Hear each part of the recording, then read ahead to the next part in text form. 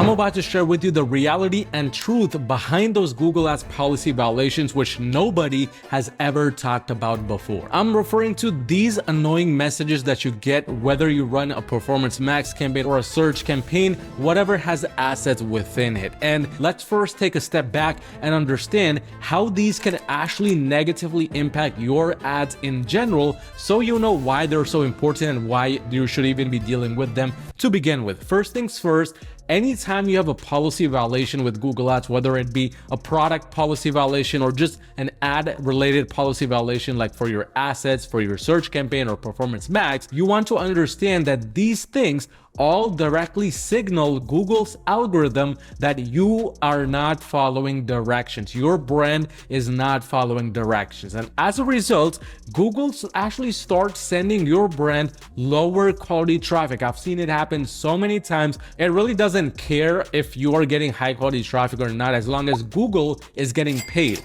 And the way Google gets paid is just if somebody clicks on your ad, that's the way it gets paid. So ultimately what happens is, because you are now dealing with these policy violations, Google actually starts to double down on your brand, and it starts to see if your brand is following even more of the policies or not. And as a result, your brand goes under Google's radar even more, which ultimately is going to cause a lot of problems for your brand when it comes to scaling and just maintaining consistency. But this now begs the question, what is the right way to solve these kinds of issues? Now, I want to go over a brand here, which we're currently working with. It's a farming brand. I've already done a case study on this farming brand, which you can check out on my channel. But in the last 30 days, we can see some policies and policy violations starting to happen. And if we look right here, hover over it, it tells us that 1 out of 1 asset group is limited by the policy, which means there's only one asset group in here. If I go to the asset group section, there's one asset group here with a bunch of images, headlines, etc. And this entirely is violating some kinds of policies from Google. According to Google, it says there's some kind of trademarks in the ad, and as a result, it's triggering this policy violation. Now, it's fairly simple to see exactly what the issue is by hovering over that policy violation message and then just looking at what it tells you right here. Oftentimes, Google does a great job of telling you why your brand or why your assets are going against policies, and then it's up to you to go to the asset groups and fix them. That's the first way, by the way, which is to just do the opposite of what it tells you is causing the violation. So if it says there's trademarks in the ad text, our main goal would be to go in here and then remove any types of trademarks in there so this policy violation can be removed completely. But let's say we do that, but then this policy violation still appears, because a lot of times Google's algorithm doesn't really do a great job of understanding if the policy has been resolved or not, the violation has been resolved or not. And as a result, it might continue to display this message even if the violation has been resolved itself. And in that case, what you want to do is you want to hover over this and you want to click on appeal. And it actually gives you the option of fixing and submitting an appeal. According to this, it says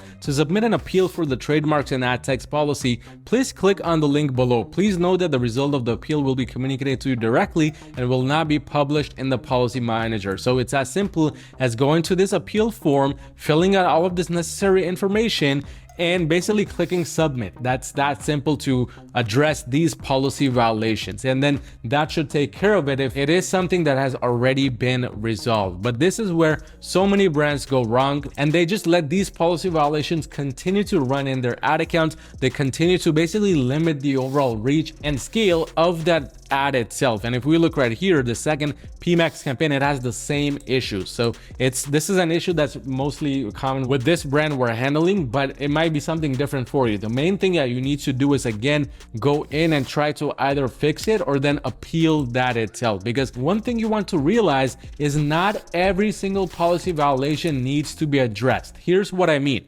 Although this policy is getting violated with both these Performance Max campaigns, and it looks like it has been getting violated for quite some time now, if we scroll to the right and just look at the overall results of these two campaigns, we can see they're running at incredible numbers. This first one got a total of 71,000 in revenue at a 5.46x ROAS. Second one, 39,000, almost 40,000 at a 14x ROAS. And if we look last 14 days, it has increased to a 17x, this one to a 6x. And in the last 7 days, we can see this one is still a 6x, this one has slightly dropped, or actually it's this one, not this one. This is a brand new campaign we started, but this one running at a 13x still. So when you are getting results like these, sometimes you don't even need to bother with these policy violations. But that's only if the policy violation is not something that's too extreme in Google's eyes. What you need to do is you need to monitor the results once the policy message appears and see if the results are going down or if the results are going up or staying steady, because